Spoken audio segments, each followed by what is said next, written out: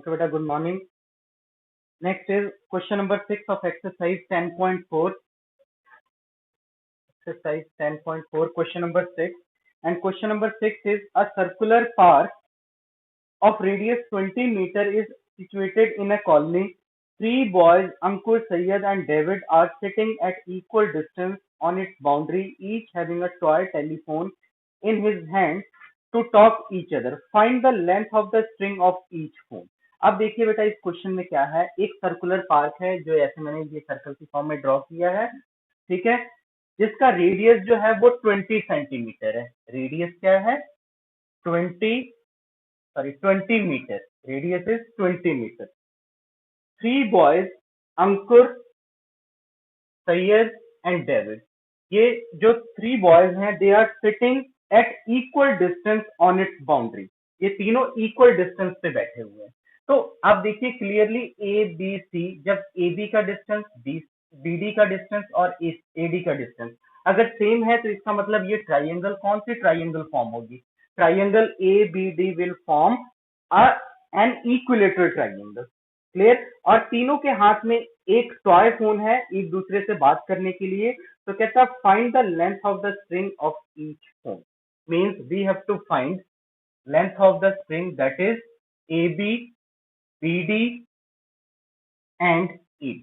Clear? अब ये तीनों साइड इक्वल है, तीनों लेंथ इक्वल है, तो अगर हम किसी एक को फाइंड आउट कर लेंगे तो हमारे पास क्या आ जाएगा? Length of string of each phone. Clear?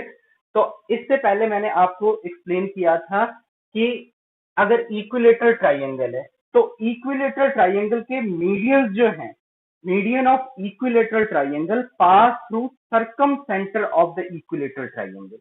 Clear? ये मैंने प्रीवियस लेक्चर में आपको एक्सप्लेन किया था कि मीडियन जो है इक्विलेटरल ट्राइंगल के they pass through the circumcentre of the equilateral triangle and also median of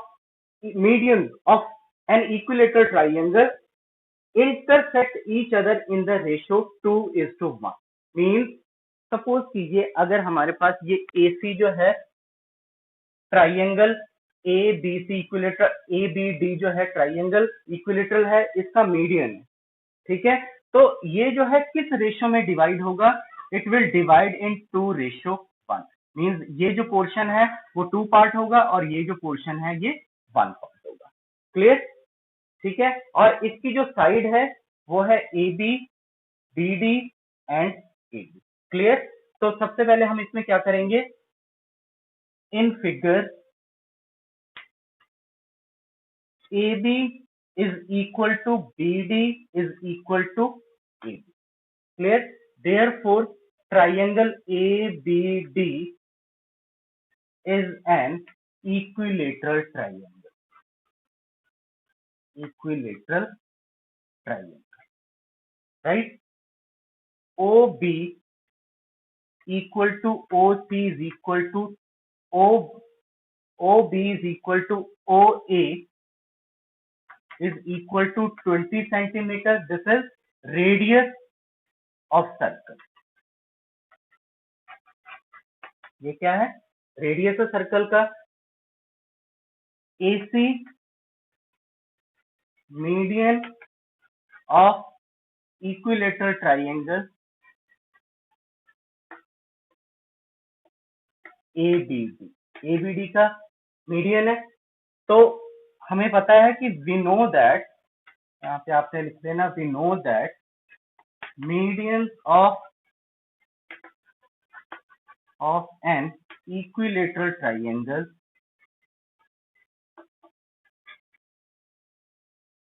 intersect in 2:1. Clear? It means जो OA और OB वो तो इक्वल है. OA and OC, OA and OC इनकी ratio क्या होगी?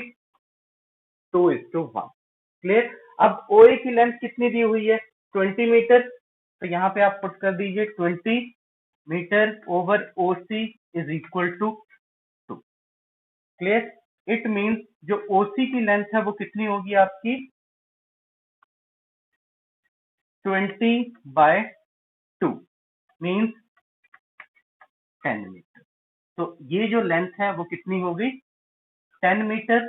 तो ये टोटल जो लेंथ है AC, देयरफॉर AC जो लेंथ है वो कितनी होगी आपकी 20 plus 10 is equal to 30 metre. Clear? ये जो लेंथ है AC वो कितनी हो गई 30 मीटर। अब हम ट्राइंगल ABC में, अब जो मीडियन है ना, मीडियन इक्विलेटरल ट्राइंगल का, वो परपेंडिकुलर भी होता है ऑपोजिट साइड पे, ठीक है। ऑल्सो यहाँ पे आप लिख दीजिए also median AC of triangle ABD will be perpendicular to opposite side BD। ठीक है, ये इस पे परपेंडिकुलर भी होगा। तो अब ये ट्राइंगल कौन सी बन गई राइट एंगल ट्राइंगल ABC। तो इसमें पाइथागोरस प्रॉपर्टी यूज करके आपने AB जो है वो फाइंड आउट कर लेना। Clear? Now in triangle ABC by using Pythagoras property AB square is equal to AC square plus BC square। ठीक है, अब देखिए जो BC स्क्वायर है, BC स्क्वायर क्या होगा, it will be half of BD।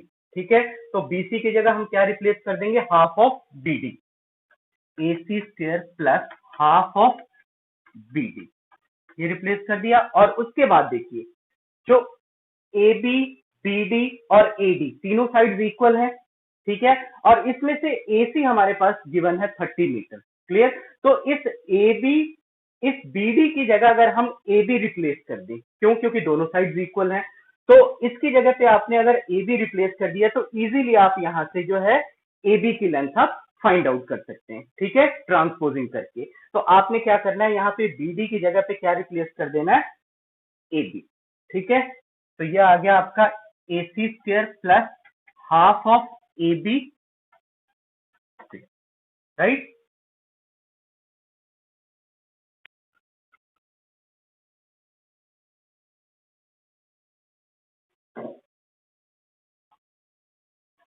AB square is equal to AC की value कितनी है 30, तो यहाँ पे आपने पुट कर देना 30 square plus 1/4 AB square. Clear? अब इसको इधर ट्रांसपोज कर दीजिए, तो ये आ गया AB square minus 1/4 AB square is equal to 900। AB square minus 1/4 AB square कितना हो गया 3/4 AB square is equal to 900, right. तो AB square is equal to 900 multiply 4/3, तो ये कैंसिल हो गया 300। Clear? On simplification AB is equal to, अब इसको सिंप्लीफाई कीजिए तो AB की क्या वैल्यू आएगी, AB will be equal to 20√3, 20√3। therefore AB is, और AB क्या है, AB is length of string, AB is length of string। clear? and hence length of string is equal to 20√3। clear? so this is the required answer।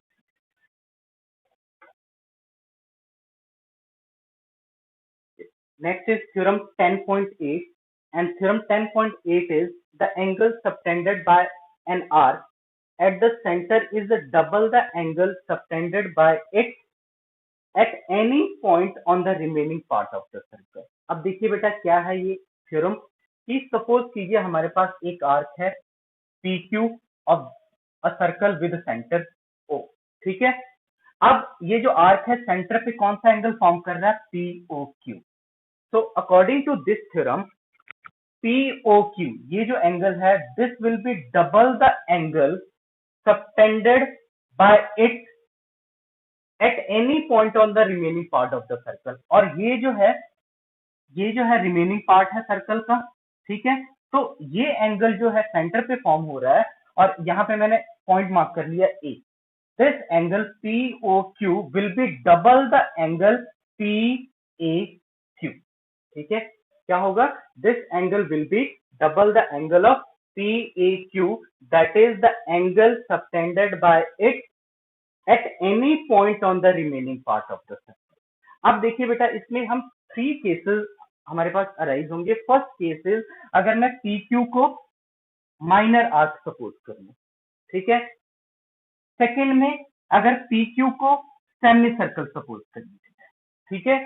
Third में अगर हम PQ को major arc suppose कर लें, तो लेकिन minor arc suppose करें, semi circle suppose करें या मेजर आर्क सपोज करें, in all the 3 cases the angle subtended bye arc PQ at the centre will be double the angle subtended by it at any point on the remaining part of the circle, means POQ जो है वो double होगा angle PAQ के सारे cases में। यहाँ भी POQ जो है एंगल PAQ के डबल होगा, यहाँ भी POQ जो एंगल है PAQ के डबल होगा। क्लियर? तो लेट्स स्टार्ट द प्रूफ। तो सबसे पहले हम यहाँ पे गिवन लिखेंगे। First of all write down given a circle, क्या गिवन है हमारे पास, here given a circle with the center O, a circle with the center O, PQ, next क्या है, PQ and R subtend angle POQ at the center. Clear? And angle PAQ be the angle subtended by it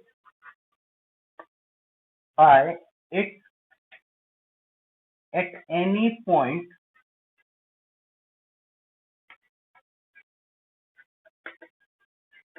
on the remaining part of the circle. Remaining part of the circle.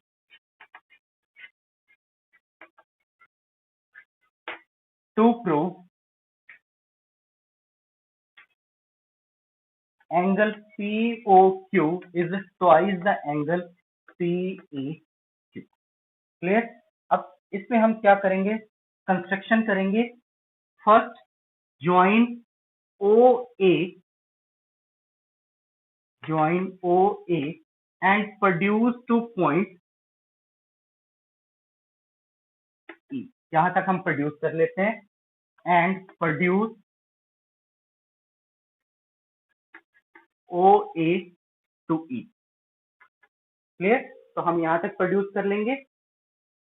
अब इसमें हम 3 cases के according जो है, 3 cases के according हम इसको prove करेंगे। फर्स्ट हम केस लेंगे PQ एज माइनर आर्क, ठीक है।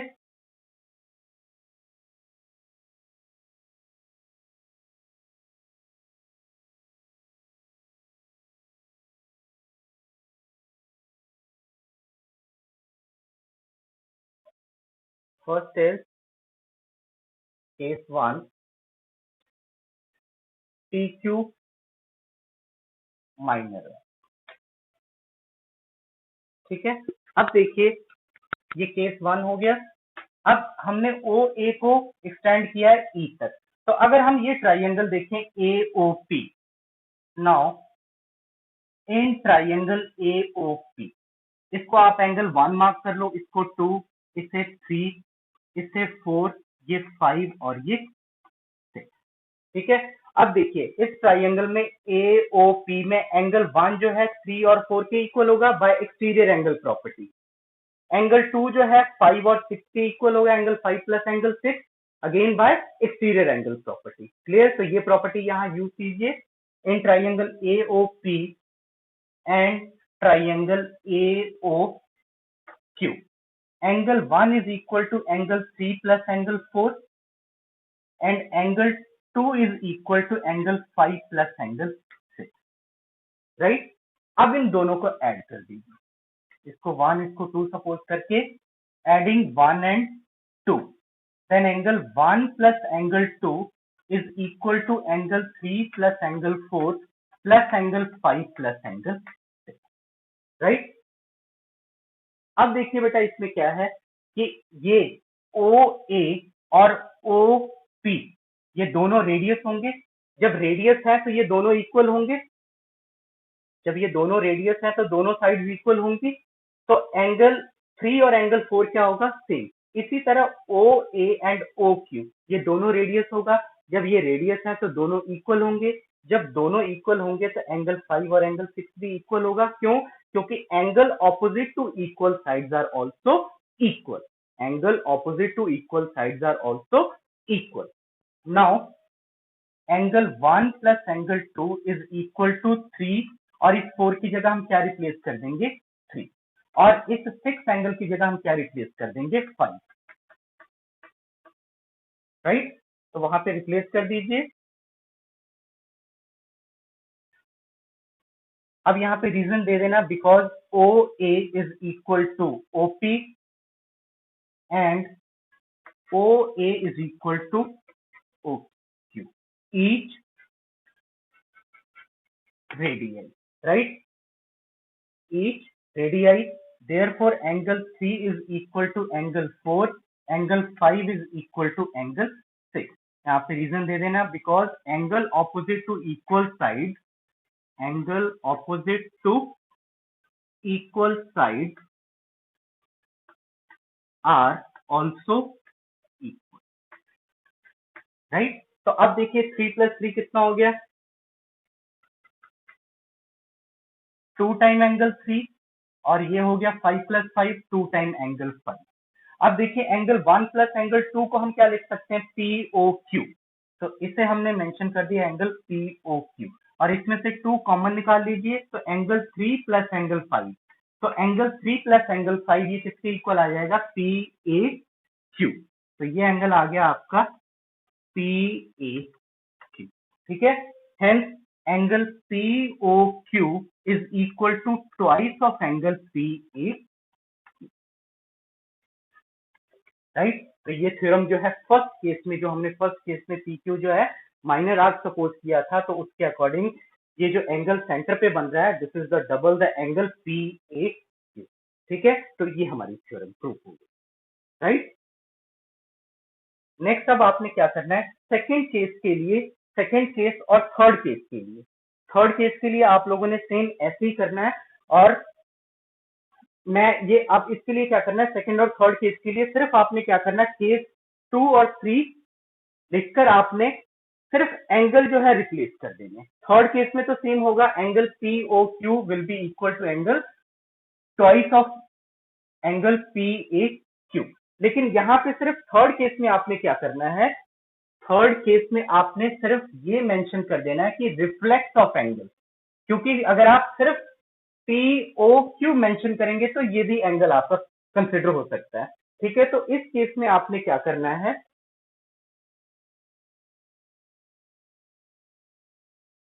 Similarly, for second case,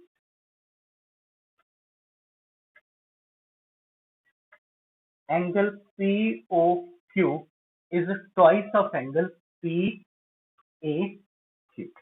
And for case 3, replace angle POQ by reflex of angle POQ. Clear? Therefore, reflex angle POQ is twice of angle PA. Hence, this is the required.